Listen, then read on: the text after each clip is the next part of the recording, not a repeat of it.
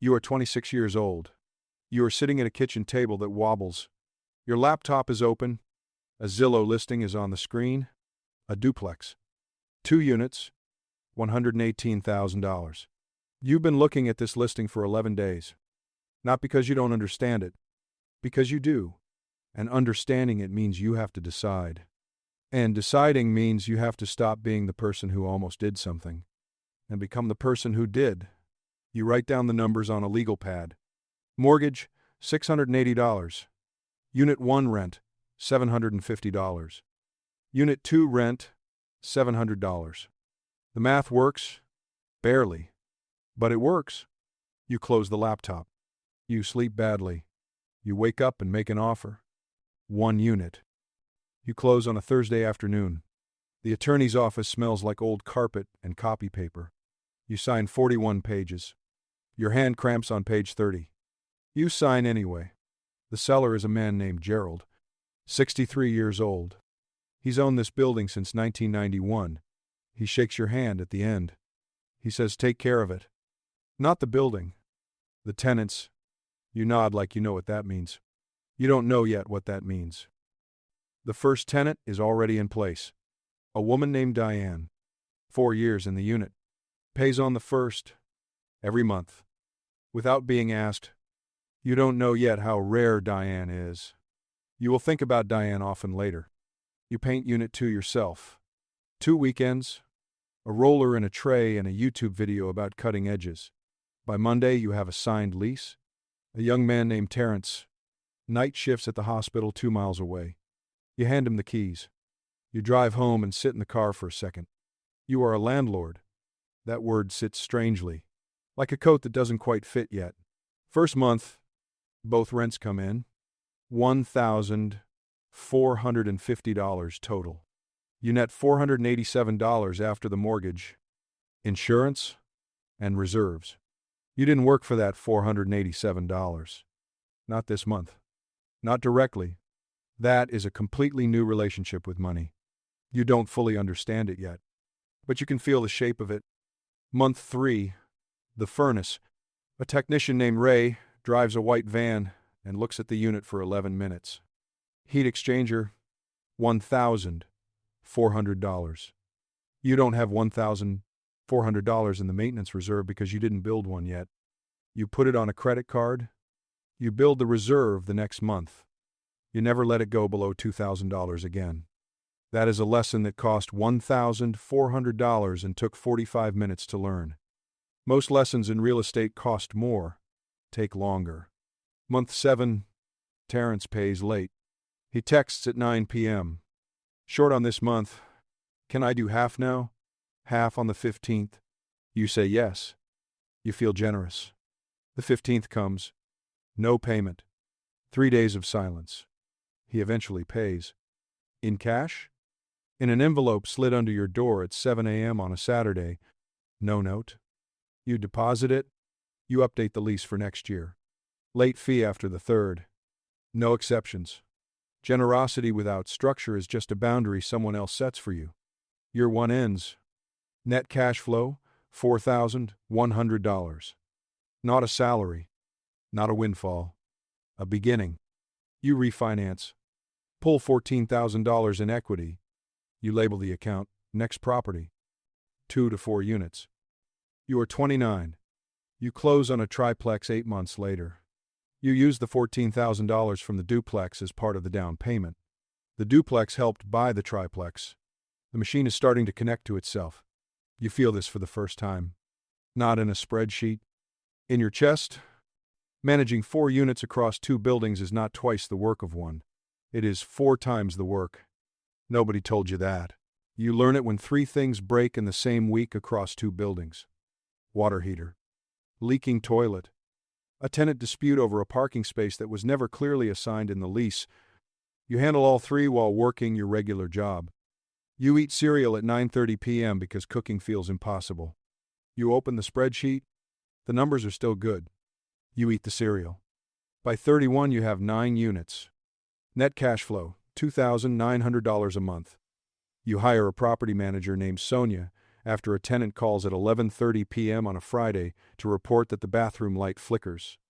Not constantly. Sometimes you stare at the ceiling for a long time after that call. Sonia is efficient and direct and does not explain why she does things. She just does them. $72 a month.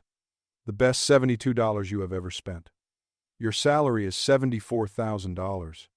Your real estate income is $34,800 a year.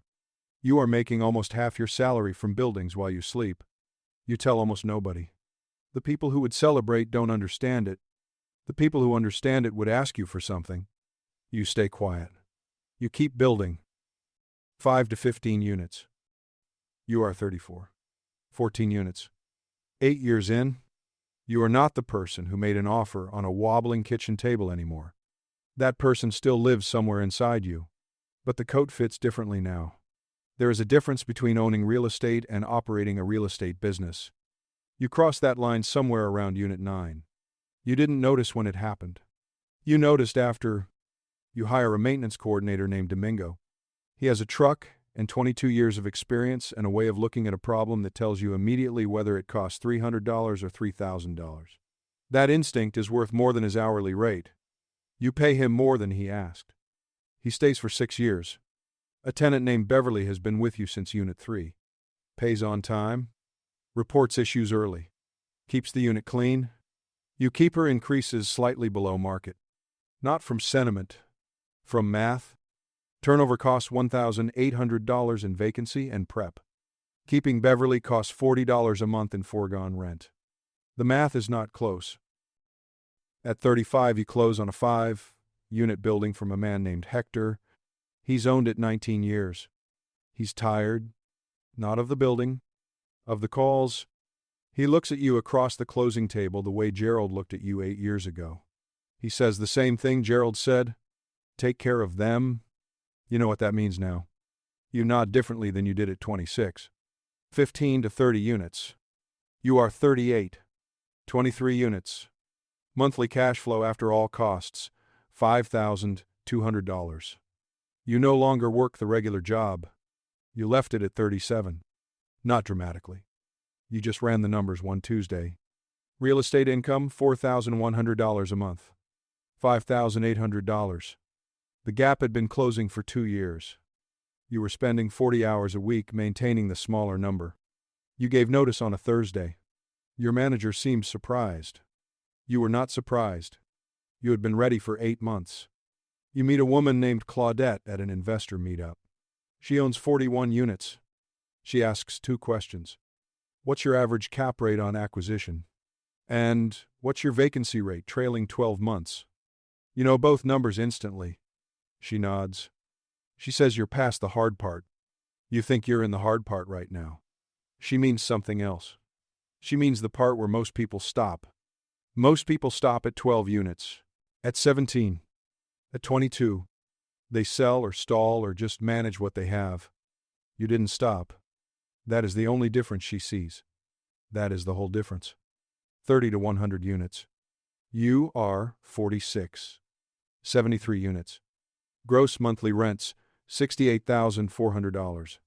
Net operating income, $41,000 a month. You say that number quietly. Even to yourself.